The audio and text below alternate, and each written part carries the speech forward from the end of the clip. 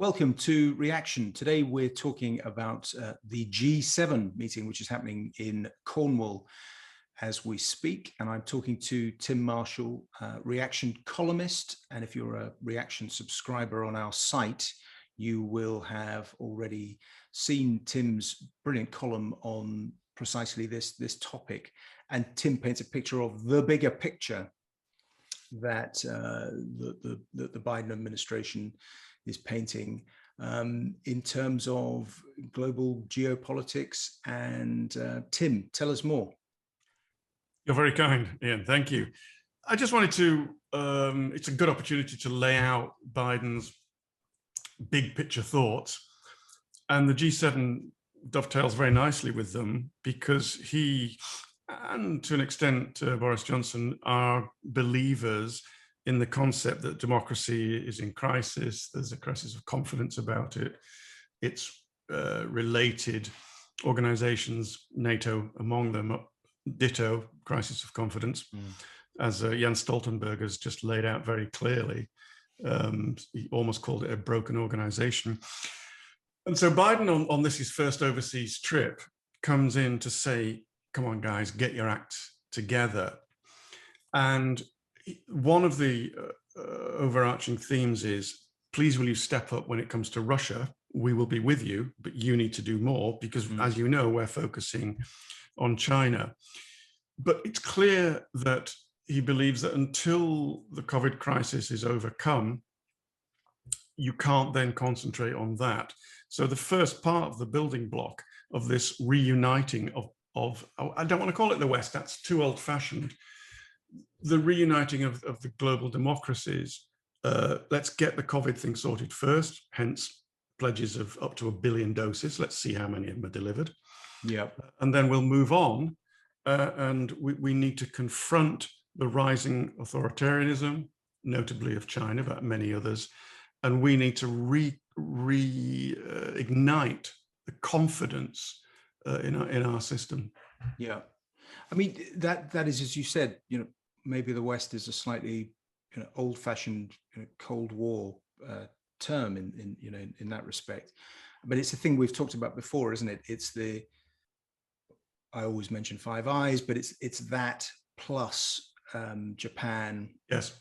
The Japan-Australia relationship. And I mean, I have to say, I've been a lot of, I was a Biden skeptic, and a lot of conservative-minded commentators are sort of grouchy about Biden. But I have to say, I've been quite impressed by the way in which he or his team have organized around that central organizing principle that the West does need to rally and communicate with itself in a different way and recover some of its self-confidence. How does that fit, though, with what's happening in Europe? We'll talk in a moment about Brexit, which I think we agree is in terms of the Northern Ireland business, I know this is an unfashionable view, but is a kind of third order issue for the Americans, a nuisance, but not front and center as a lot of commentators in Brussels and London think. But sorry, I shared some of your skepticism about Biden. I was sort of lukewarm about him, and I did think there was a danger that it was Buggins' turn. Okay, we can't find anyone else, so he can do it. But in fact, there has been an energy and a clarity of thought there, which I find quite positive. And I think, that hackneyed phrase, leader of the free world, I think he's going to step up and try to make it meaningful again, because I think it's been missing, not just in the Trump years. Potentially, I think it was missing in the Obama years as well. On Brexit, I think, is a two-tier level. We're painting broad brushes always. But within that, the Northern Ireland Protocol is a third tier level, unless it's going to wreck everything, which it won't, because you can have a compromise. Yeah, it is unfashionable. And, our headlines make a big deal out of it.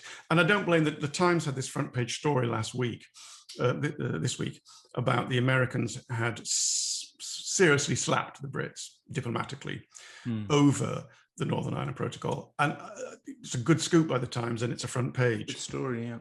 But in the round, despite Biden's, love of Ireland and all the rest of it, it's a third-tier issue. The only reason, Brexit's a done deal. Biden would have preferred the Brits not to go, because any American doesn't want us to go, because we've always been their eyes and ears inside the corridors of power of the EU, letting them know what was going on. So they didn't want that. And now they don't want it to get in the way of trade. It's not really an ideological issue for them. Oh, and the last bit, sorry, of the points you were making in the question about the West. Yes, it is old-fashioned, because we've moved on from that primarily because there are now democracies in other parts of the world, and there are rich democracies. And yes, you mentioned South Korea, Japan is in there, but also India is now increasingly part of that world. So, you have to look at it in the 21st century way, and it's not the West, but it is the democracies. There's also, when we get very wrapped up in this, and you're right, it was a good story. The Americans did move to deliver the slapdown, but in the response afterwards, in the 24, 48 hours, it was interesting to observe, I thought, the way in which people assume, well, that means that the G7 and Biden's visit is at risk of being a disaster, and there'll be ill feeling. It's, classic diplomacy and geopolitics, power play, the way in which several apparently contradictory things can happen simultaneously. So it's quite clever, I think, by the Biden White House. And I as someone who voted for Brexit, I was suspicious of their attitude on Brexit, particularly in the transition. But what they seem to have done here is they have delivered the rebuke, but they're not prepared to do what some people in Brussels appear to want to do, which is to wreck all the other G7 stuff and create this massive, blow up, which somehow forces Boris Johnson to change his mind on the protocol and suddenly become meek and mild in his approach to Brussels. So that's never going to happen. But simultaneously, they've issued the rebuke. The Atlantic Charter will be signed, and the Bidens and Boris and Carrie are posing and making particularly warm, even by the standards of the usual hokum that's said on these occasions about the transatlantic relationship, particularly warm statements. And as someone who used to work in Number 10 put it, the White House this White House can read UK election results as well as anyone else. They know that they're dealing with Boris for the foreseeable future, and they know the size of the Tory majority. So it's a classic piece of diplomacy. And that's the benefit of Biden being around the houses over the years. His press secretary said in the pre-arrival briefing, he's been preparing for this for 50 years, which was a nice line. They did the rebuke, and it either was or wasn't deliberately leaked, either way. But then they just moved past it. Whereas there are sections of the media that just sort of, the sky is falling. They got past it. And I was reminded, it was a long time ago when I was a young reporter, although these days anybody under 40 is young.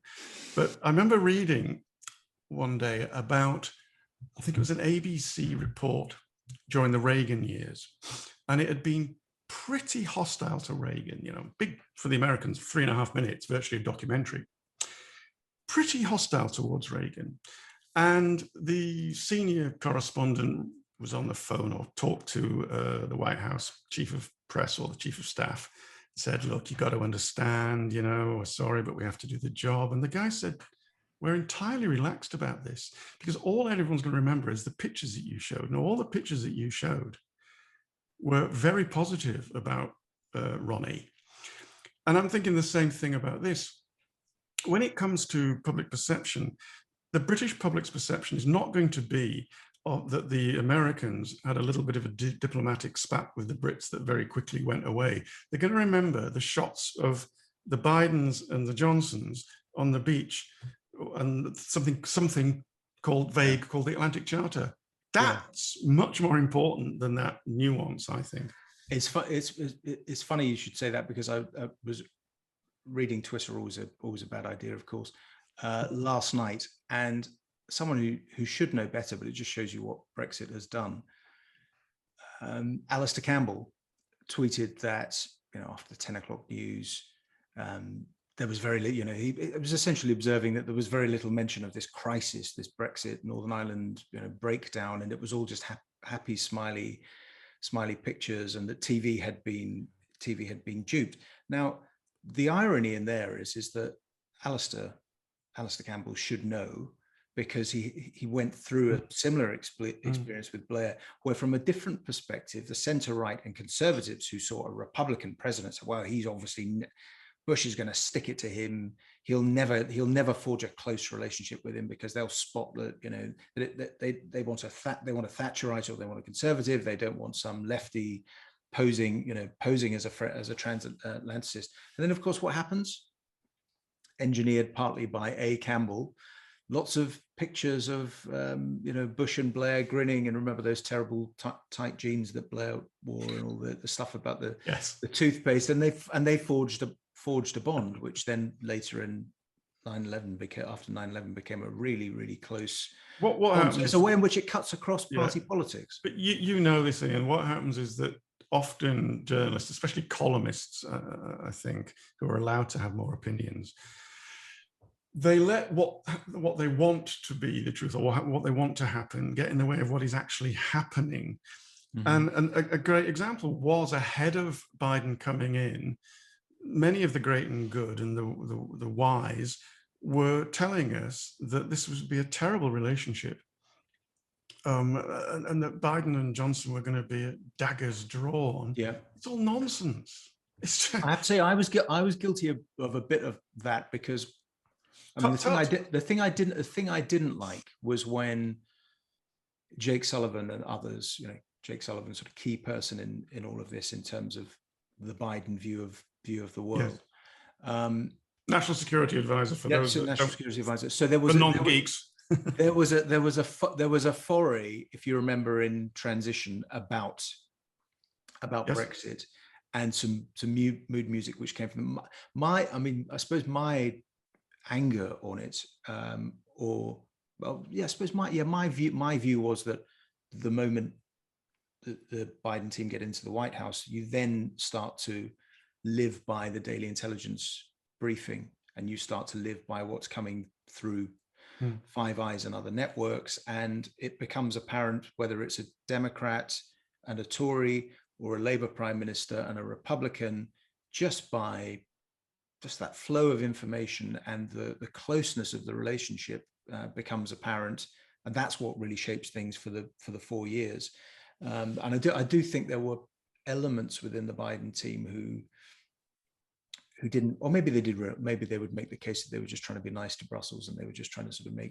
I think you're slightly too harsh on yourself in that most of the commentary was about the Northern Ireland issue of Brexit, and that because Biden was this passionate Irish supporter, that therefore it would wreck their relationship. I mean, that was just always doesn't seem to the nonsense. I have to tell you my Alistair Campbell story, as you brought it up. We were down in one of the big. It was the Maastricht Summit, actually. I think Blair was in charge then. Anyway, no. Oh yes, there